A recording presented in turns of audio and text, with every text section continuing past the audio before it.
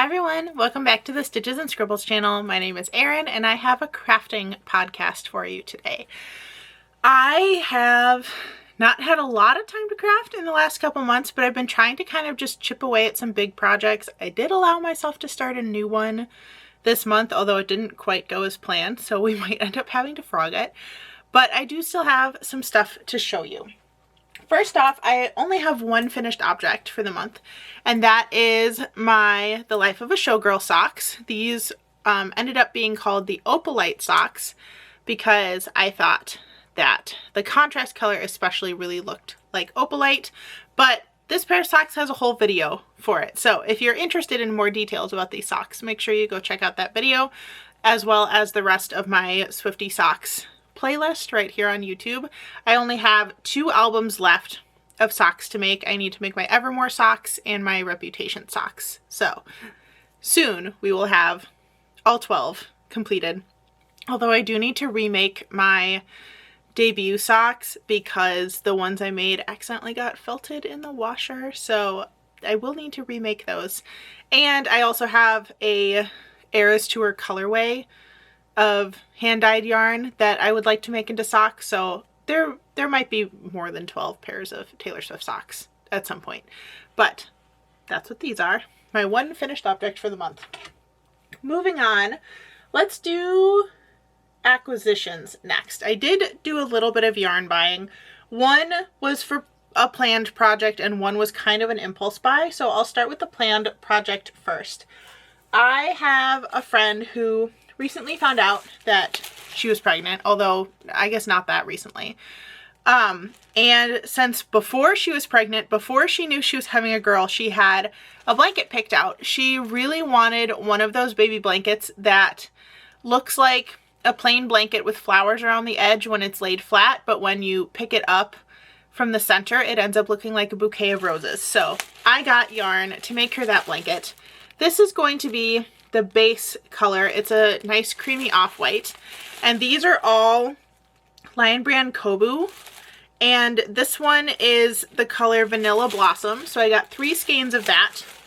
For the leaves, I got the colorway Bayberry, a nice soft cool toned green, and for the roses I got the color Plume, which is a very dusty rose tone.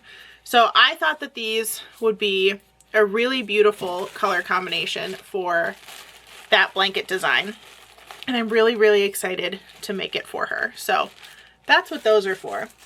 On to the impulse buy. And the impulse buy happened actually when I was trying to find yarn for that baby blanket. And I went to Michael's because, of course, Joanne is no longer in existence. And I was looking for natural fibers because that is specifically what my friend wanted for the baby blanket, was something made with natural fibers. So I went in, wasn't really seeing what I wanted in the bright colors that I wanted. I also was very underwhelmed by Michael's new knit and sew shop. It could just be that my Michael's didn't like fully embrace it or something, but mine seemed very lackluster. The only thing I could tell that they added was that one of their, like, not like aisle shelves, but kind of a center display had big twist yarn in it, but mine was mostly sold out or hadn't been stocked correctly. I'm not sure which one it was. And other than that, I couldn't find any new yarns. I was really hoping with the knit and sew shop that some of my favorites from Joanne would come back, including Kobu, which is what I was kind of envisioning for the project, but I ended up ordering that yarn directly from Lion Brand's website instead, which was great because then I got better choices for colors and things like that. I didn't have to work with what was available. But while I was at Michael's, I did find a yarn that I wanted to try for myself. That was the Loops and Threads Silky Soft. I think that's what it's called. Loops and Threads Silky Soft, which is a rayon from bamboo yarn. I got, I think, 8 skeins in this color, which, does it have a color name? Looks like it does not have a color name, but it's this like teal color. So I got 8 skeins of that, and then 3 skeins of this citron lime color, thinking that I could make a nice lightweight sweater with those and do the teal kind of for the main body and the lime as an accent. There's actually, let me see if I can find it in my Ravelry account. I originally was thinking that I could do a lightweight sweater and have the lime color be like the neckline and the hem and the ends of the sleeves, but I think I actually have a sweater saved that would be a really good fit for this. I just don't know how far back it is in my saved things on Ravelry. Oh, I have the fingering weight version saved. Let's see if I can find the actual one that I'm talking about.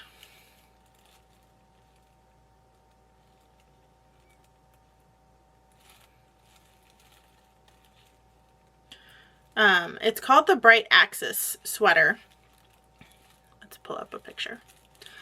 But it looks like this. So they obviously did it with either minis or self-striping yarn for the top part, but I thought the top part could maybe be that citron yellow and the bottom part could be teal or something like that. But this is kind of what I'm looking for generally, is some sort of a lightweight sweater where I can use that citrus color for a really bright pop, but have most of it be the deep teal. But I just love how these two colors look together.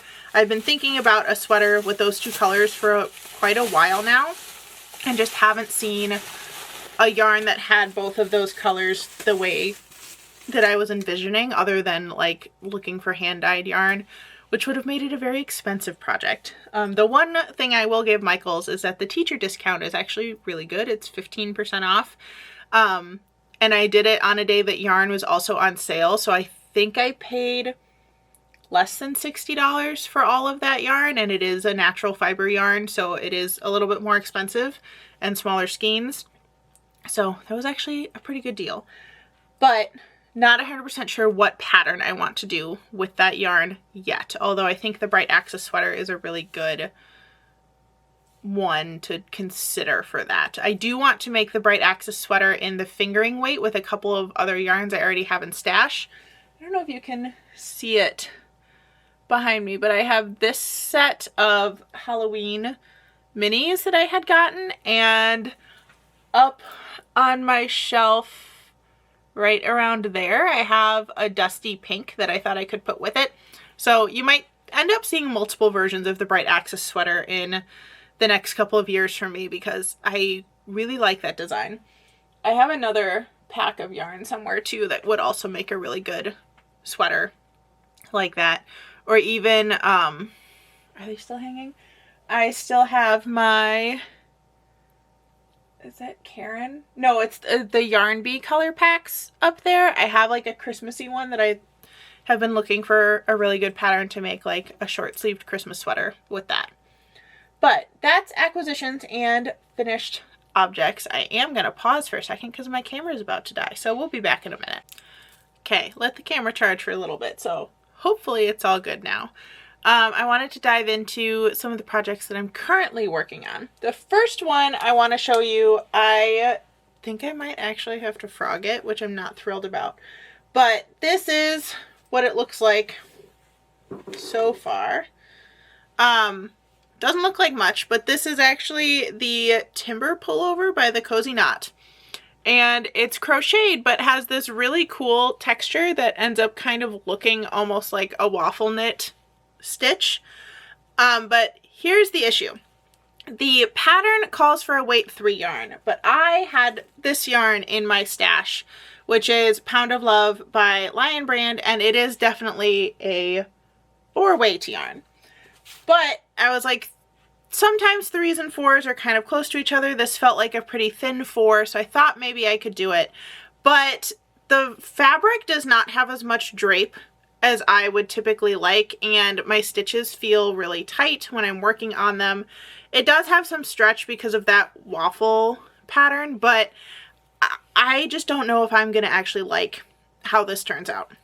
The bottom, especially where the like ribbing is, feels really tight to work on, and I just don't know how much wear I'm going to get out of this sweater if I continue as is. So I have a couple ideas for how to fix it.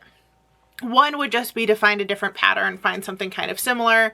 The timber pullover is one of those sweaters where it has buttons right here, and it's kind of like a turtleneck mock neck if you button it all the way up. But if you leave it open, it kind of looks like the quarter zip sweatshirts. And I don't have something like that in my wardrobe right now. So I would really like it, and I really like the overall design of this sweater. So I think instead what I'm going to do is frog it, make a smaller size than what I was making, and use a bigger hook to kind of balance out the change in the yarn. So I was making a size 2XL, and I think maybe I will make the XL instead and go up a hook size or two, maybe up to like a 5.5 hook instead of a 4mm hook, to kind of balance that out. But the only thing that I'm concerned about is that I already bought the buttons for this sweater, and I'm wondering if that means the buttonholes are going to be too small. But these buttons are so cute that I really want to use them. I haven't decided yet if I want to use like 4 of the same design or have them all be different, but I think when I get to the button band, I could either do fewer skipped stitches to make the hole smaller, or I could make it as is, try it with these buttons and see if it still works, and then like put stitches on like the outer edge of the buttonhole to make it a little bit smaller if needed. But I thought these buttons were just so cute. I got them from Amazon. Let me pull one out and see if I can show you. But they're these little painted wood flower buttons. I don't know why it was so hard to get one out. They look like that, but they're all slightly different. It does look like there's 4 or 5 of each design in there, and the sweater only needs 4, I think. 3 or 4. So I have a lot of options to choose from when it comes to like what colors I could pick. But I thought that this style of button was just so cute with the sweater itself, but also just with this color yarn. Since it is such a plain brown color, I thought this was a good way to like add some fun into the design. So I think that's what I'm going to do with the sweater, or at least I'll start there of trying a smaller size with a bigger hook to get better draped fabric. That also means it'll probably go faster, which will be nice, because it definitely took me a couple hours to do just that one little strip of the sweater that I already started. So maybe by changing the sizes, I'll get better gauge to have like a drapey fabric. The other project I've been working on, just dropped all the buttons on the floor. Luckily, they all stayed in the bag. Amazing. The other project that I'm working on is a modified Sophie scarf. These have been kind of my favorite thing to do with leftovers the last couple months. Basically, since I made my first one, I've just kind of loved them. So this is the leftover orange from my Opalite socks, and I just wanted like a cute little burnt orange scarf for fall. So I'm doing my modified version of a Sophie scarf, which basically means instead of just increasing and then immediately decreasing to make kind of like the really elongated triangle, I have a section in the middle where I don't increase or decrease. That gives me kind of a more length without adding more width. I also made this one fairly skinny because I wanted to have the option to maybe use it as a headband, and the ones I've made with the correct stitch count in the past have been kind of too wide to do that. But I have it started in that color, and then I also have the green left over from the socks. And I'm not sure if I want a green one because I don't know if I'd wear a Sophie scarf frequently with this bright green, but I have it tucked in the bag just in case, so that I have that option if I would like to. And I think those are all of my big, or not big, all of my like really active projects. I did want to take a minute to show you both of my scrap projects that I've been working on. I've been doing Scrappy Saturdays and Scrappy Sundays now in my YouTube shorts and TikTok videos. And the one that I've been doing longer, it was my Scrappy Sundays one, is my knit scrap blanket. And this is kind of modeled after a jelly roll style blanket where I'm knitting these like long stripes that are all random colors and knitting or picking up a stitch and joining as I go to like connect it to the previous one. But this blanket is getting fairly large. I do have some scrap cakes set aside in order to finish this. So that one, I don't know how much longer it'll take, but I have all the yarn set aside for it. I'm not still collecting scraps for that one. Versus the other one I started is a crochet scrap blanket. And I'm just making sure I'm not going to lose the hook. Hook must be in the bag. This one is made with little granny hexagons, and I actually like the look of this one a lot better than the other one. But I am doing something kind of funky with it to keep track of where I'm adding hexagons. So the one with the little skull marker in it is the center. So first I did kind of a circle around the center one, and now I'm on my second circle around. So I ended up putting stitch markers around where I would put all of the hexagons. So like my next one, I'm going to connect right here, and it'll be connected to the green, the like mustardy brown, and the olive green color to kind of fill in that space. But so far, keeping track with the stitch markers has made it a lot easier to see where I'm putting one on next. And I've just been working this second row around. So that's that project. That one is the one where anytime I have like a fairly significant scrap, I just toss it in that bag as long as it's a worsted weight yarn. So that's been working out pretty well. I'm liking having a lot of scrap projects going, and I say a lot. There are 2 scrap projects going. Soon to be a third one though, because we are approaching Advent. So actually, I can talk about that for a minute. So for Advent this year, I decided that I wanted to do a really small Advent project because I didn't have a ton of sock weight scraps saved. I'm just finding the name of the pattern in my Google Drive where I have things saved. The purchase pattern, and it is seasonal holiday. Let's open that in a new tab.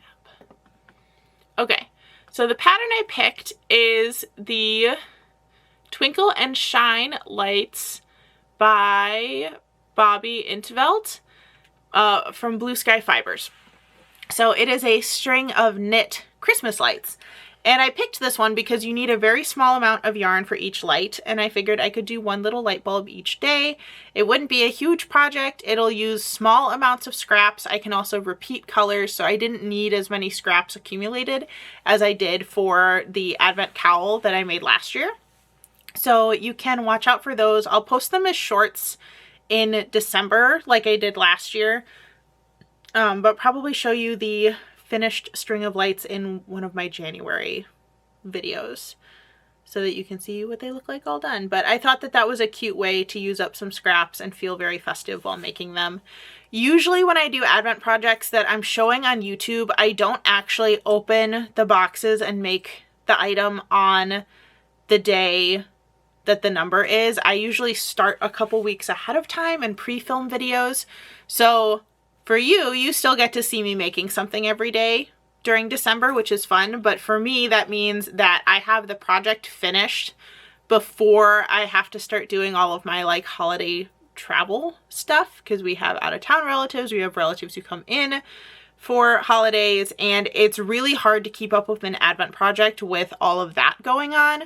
So this way, the Advent project's usually done before the like week before Christmas, which is ideal. But those are kind of my plans for the next month or so. I'll probably be working on that timber sweater, my Twinkle and Shine lights. I'm hoping to do another pair of Taylor Swift socks in there. They will probably be my Evermore ones because I'm planning on making those in a DK weight, so that'll be a little easier to work on. And maybe if I'm really lucky, I will get to do my Reputation socks in December because I like the yarn I have planned for those, and they like could kind of be Christmassy looking socks because of the color I picked, but you'll just have to wait and see. That, I think, is going to be it for this video. I don't have any more crafts to talk about, and I would like to get some other filming done today, so that's going to be it for today's video. Thank you so much for watching. If you liked what you saw today, make sure you hit the subscribe button down below. If you want to follow me on other social media sites, that information will be in the description box. Thanks again for watching, and I'll see you in the next one. Bye, everyone.